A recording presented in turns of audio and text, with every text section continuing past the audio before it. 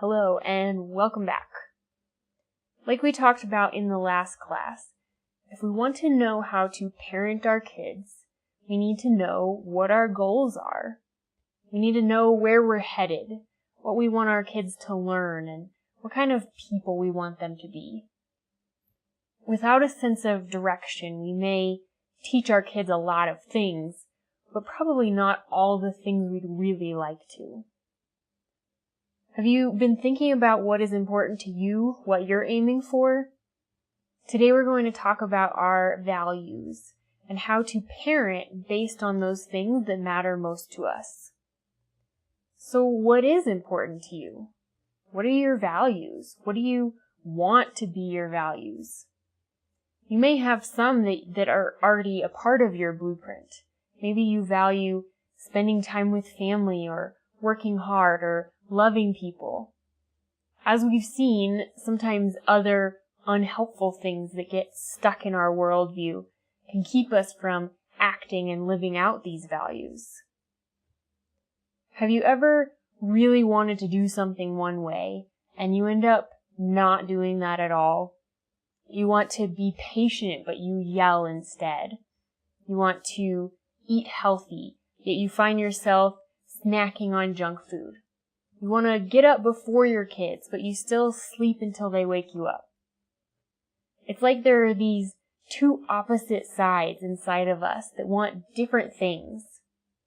And as long as we see them as competing, we might feel frustrated with ourselves, like there's something wrong with us, or trapped by our temptations, helpless to ever really get what we actually want. There's a lot of reasons this can happen. One is simply habits. We've gotten into a habit of doing things one way. Maybe it feels really hard to change that. We want to be better, do it differently, but the effort it takes to undo one habit and build up another one is just more than we want to focus on right now. Now, we talked about neural pathways in discussing limiting beliefs. When we're used to going down one path over and over again, it's easy for our brain to just keep doing that, stick with what we know. It's hard to create a whole new path. It takes intentionally choosing not to follow where your brain wants to take you and go the more challenging direction. And then doing that so many times that this becomes the new normal, the new easy, the new habit. And you absolutely have the power to do that. When your desire to do the new thing becomes stronger than your drive to just keep the old thing. So one time we did what was called the GAPS diet. And in that you basically cut out carbs and sugar and add things that are good for healing the gut. And when we started it, for the first week maybe, I felt hungry all the time. I was eating a lot, but my body was used to getting filled up with things like pasta and bread. So it literally had to change its whole processes with this different way of eating. But you know what? After getting through that adjustment period, I was totally fine. And still, to this day, don't like to eat many carbs because my body got used to a new normal and it liked it. So what else can cause these opposing desires? Different needs. Maybe you're having a conflict and want to really empathize with your child. But in that moment, you're also feeling the need to be heard. Maybe it's been building up for a while and you feel like all you're doing is listening to everyone else while no one is listening to you. So that need is strong and it overtakes your aim to make an environment where your child can feel heard and you react. You stop holding that space for them and instead just try to get what you need. This is one of the reasons it's so important to be mindful of where you're at, how you're feeling, and what you're needing. Because it isn't usually in that precise moment that your need arises so powerfully. It's probably been adding up, maybe all day or all week, maybe even all month. If that need keeps not being met, it can end up sabotaging your value to connect with your child or to resolve conflict peacefully. Now, along with paying attention to your feelings and needs, it also helps to just acknowledge each part of you that may be conflicted. Part of me is feeling like I need to be heard right now, but another part of me really wants my child to feel heard, and I can wait to get my needs met until after this conversation. Or maybe part of me wants to punish my child right now because that's what I normally would have done in this situation, but another part of me knows it won't really teach him what I want him to learn. And so I'm going to try this new way instead. Something else that can lead to these conflicting thoughts is just a lack of really having a firm grasp on what your values are. We may even try to hold two values that come out in opposite ways because we aren't sure of exactly what we want. So let's find out what your core values are. In your Discovering Your Values worksheet, there's a list of a bunch of common values. Go through that list and just circle all the ones that stick out as things that are important to you. Not what you think should be important, but what just really matters to you. One thing to note here is that the same value can mean different things to different people and manifest in different ways, just like with beliefs. So if two people value community, for one that could look like being connected to lots of people. And for the other it might look like a sense of closeness within a small group like family and good friends. So as you're looking through that list, it's your definition, what it means to you that matters. If you need to, pause the recording and take a few minutes to look through that list and circle each one that feels like a value of yours. It isn't all-inclusive, so if there's something you think of that's not on the list, just write it in yourself. Alright, so once you've got an idea of what's important to you, take that list and narrow it down to 10. The top 10 biggest values of yours. And as you're making that list smaller, you might find that many of the other values can bulk together in your mind and fit within one bigger word. So maybe you circled compassion and peace and trust, but you think those can really fall under love, which you also circled. You're sort of getting down to what is at the heart of all of these things that are important to you. And now once you have those 10, pick the top 2 or 3. Of course, the other things matter too, but these are your deepest core values. These are the things you most want to live out of, the things you want to be reflected in your life. Now, your core values can change as you change as well. Maybe something that was of the utmost importance a few years ago is not very relevant anymore. Maybe a few years from now it will shift again. Or perhaps deep down the value stays the same over time, but it looks differently or it goes by a different name. For where you're at right now, these values that you picked are what you want to live by. Now, before we can look at how those values are presenting in your life, it's helpful to get a more complete picture. So your values may differ from your partners, your kids, or from the values you hold together for your family. When you know what everyone values, you can better figure out what you all need, what matters to each of you, and find ways to work together given those differences. Take the time to learn what is valuable to the other members of your family, and come together on those things that are important to all of you, the biggest things you want to instill in your kids, what you want to drive you in your parenting, the decisions you make, and the way you raise your children. Maybe that's faith, or learning, or teamwork. What are the big ones for you and your family? There may even be some that are driving you that you aren't even aware of because they're just on your subconscious blueprint. One of my core family values is freedom. And there are a lot of ways that plays out in our life.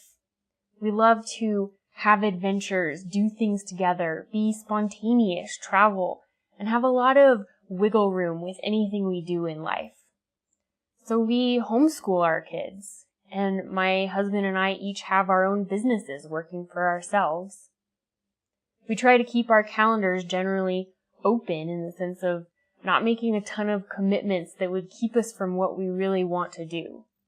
So we can say yes to the things we love, the most important things.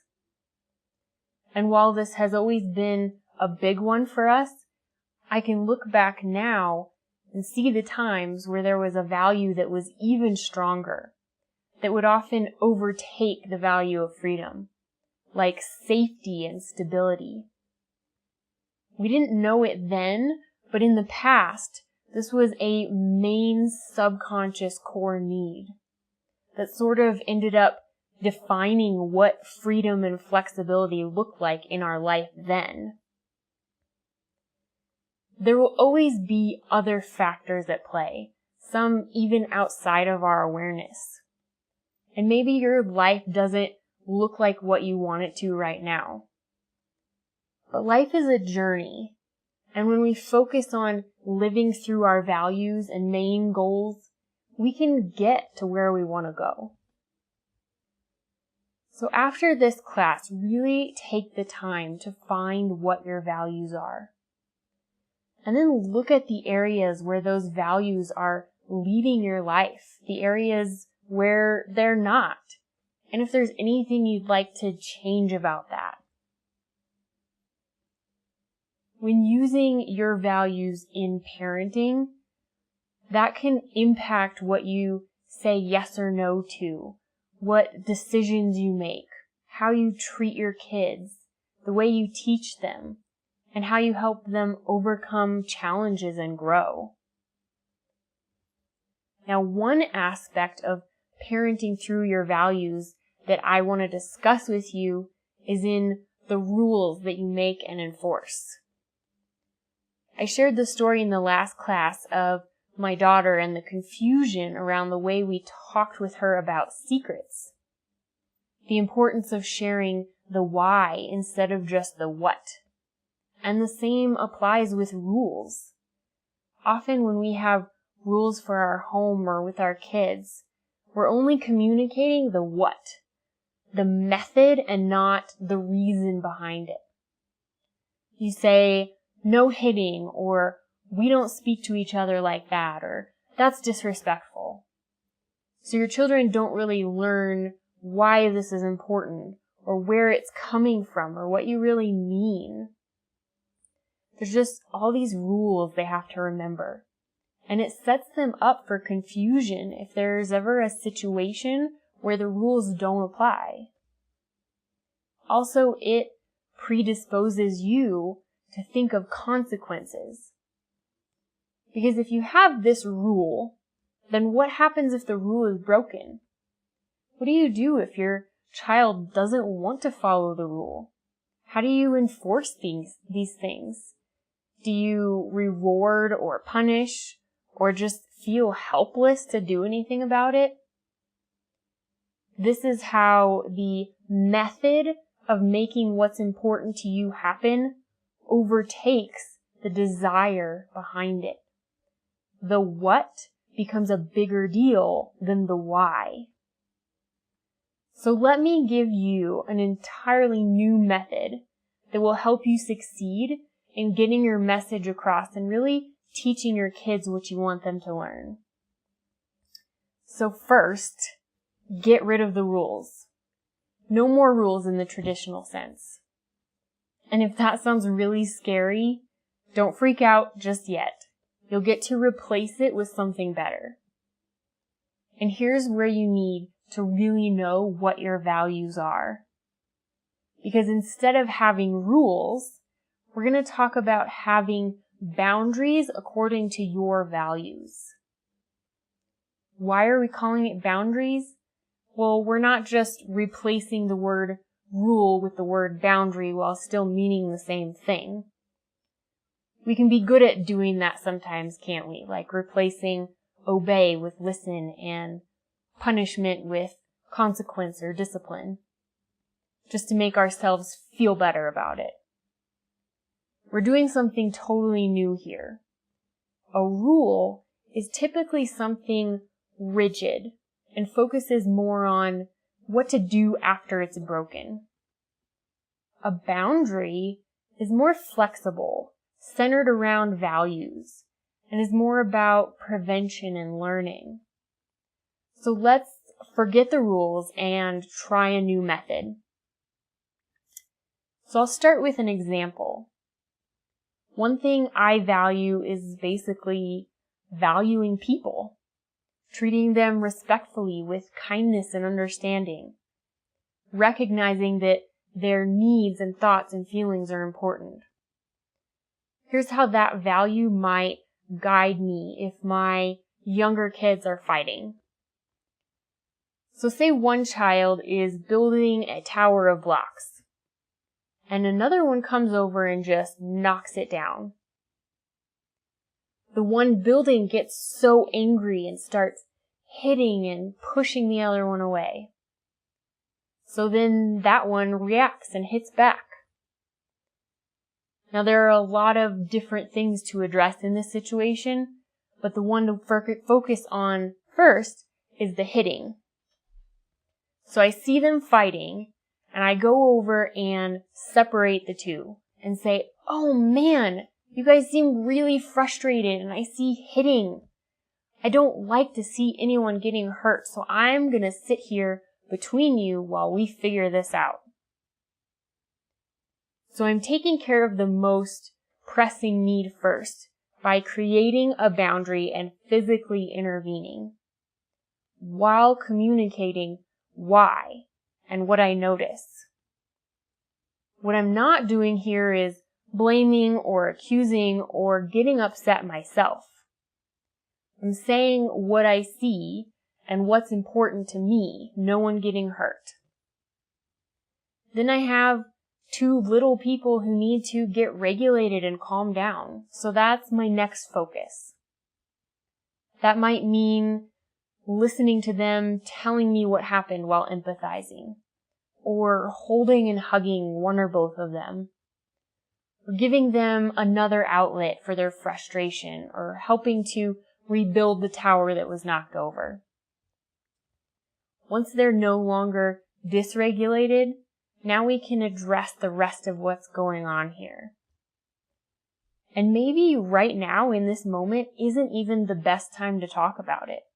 Maybe they just need to go back to playing and we can discuss it later. Or maybe there are other things going on that need our attention at that time. But this is where the teaching part comes in. For the one, respecting what her sibling is doing. What was she thinking or needing when she smashed the blocks and the tower fell over? Maybe she wanted to play. Maybe she was trying to get someone's attention. Or maybe she's just young and curious. So I can redirect her to something else, meet her need, or say, "So you just wanted to play with the blocks too. Your sister was very focused on building that tower and she didn't like it getting knocked down. Now she doesn't want to play because she's worried about her things getting broken again.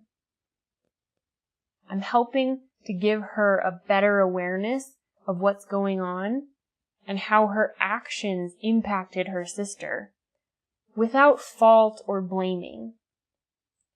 And I could say, you saw how fun that looked to play with the blocks, and you used your hands to try and get what you wanted. Can we practice another way to ask for what you want? You could say, wow, that looks so cool. Can I play too? And I can role play, show her what that looks like so she knows. And the teaching part may need to be more ongoing as well. But then I can do the same to address the reactionary hurting with both of them. Going back to the first sibling, after empathizing with the big angry feelings that came out of having her work pushed down, I can talk with her from a place of values and learning. So it's important to me that we respect each other's bodies, and I don't like to see anyone getting hurt. When you were mad, you used your hands to hit and your sister got hurt on her arm. What might be a good way to express angry feelings without anyone getting hurt? Or how can I help you in figuring out what might work better next time? The part I want you to focus on here is what I am doing with values. I'm not enforcing rules or consequences. I'm bringing up what happened, giving these kids a fuller awareness of the situation, what led to what, how their actions impacted the other person and themselves, and really sharing what the problem areas are based on what I value. Now we can work together to find out what they need, how to build their skills, and what I can be working on with them. We're putting all of these processes on empathy, values, and teaching together to create a new roadmap for parenting. In another circumstance, this might look like not letting my child go somewhere because it goes against our family values, or deciding how to spend our time or money around what's important to us, or in just figuring out household responsibilities together. The difference with boundaries versus rules is this. There's room for discussion. Maybe you initially set a boundary for what is or isn't okay with you. And then you think about it further, or your child wants to know more about why. And you realize, oh, this really doesn't fit with what we value. Boundaries allow you to change your mind because it's not based on a rule. It's based on what's most important to you. And if you find that your method of enforcing your values is not actually communicating your values, just say that and do something different. This will teach your kids as well to live authentically out of the things that are most important to them, and to be willing to learn, grow, and change. Now, in the next lesson, we'll be talking more about communicating our values, feelings, and needs. And right now, if you haven't already, spend some time getting to know what matters to you. Define your values for yourself and for your family, and begin living them out. So until next time, keep building this life you love to live.